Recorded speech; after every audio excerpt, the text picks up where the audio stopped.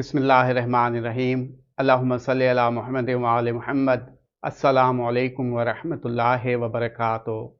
सयारे मुश्तरी खुशबख्ती, दौलत, इज़्ज़त, कामयाबी, रहमत, खैर, बरकत और रूहानियत से मंसूब सयारा है। सयारे मुश्तरी 2 जून से 31 अक्टूबर तक अपने शर्फ के बुर्ज सरतान में गर्दिश करेगा, जहां उसकी तवानाई 100% बढ़ जाती है। मगर वो तवानाई आपको तभी फ़ायदा दे सकती है जब आप पर मुश्तरी की साध नज़र हो। कल हमने अपनी वीडियो में आपको वो 5 काम बताए थे जिनसे मुश्तरी कमज़ोर होता है। आज हम आपको वो 9 काम बताएंगे जो करके आप मुश्तरी से ज़्यादा फ़ायदा ले सकते हैं।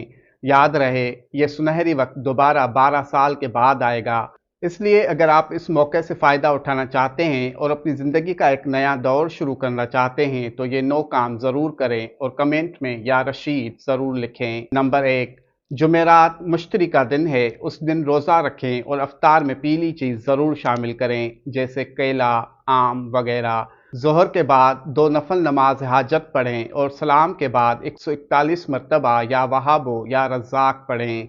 नंबर 2, जुमेरात के दिन पीले कपड़े पहनें, पीली चीज़ें इस्तेमाल करें, जैसे बिस्तर की चादर, पर्दा, पर्स, रुमाल वगैरह, या शहादत की उंगली में सोने की अंगूठी पहनें। अगर हो सके तो घर की शुमाल मशरकी दीवार पर पीला रंग करवा दें।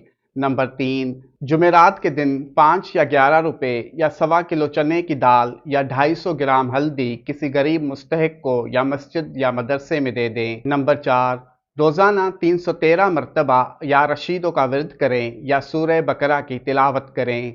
नंबर 5, वालदैन की दुआ। माँ बाप जिंदा हैं तो उनके पाँव छूकर दुआ लें, अगर फोत हो गए हैं तो फातिहा देकर मगफिरत की दुआ करें। नंबर 6, जुमेरात के दिन नाखून ना काटें। नंबर 7, झूठ, वादा खिलाफ़ी और सूद से बचें। नंबर 8, मजहबी किताब या इल्म बांटें। नंबर 9, शरीक हयात की इज़्ज़त करें और उसकी बात मानें। अल्लाह पाक बहके मोहम्मद व आले मोहम्मद आप सबको शादाबाद रखे, आमीन।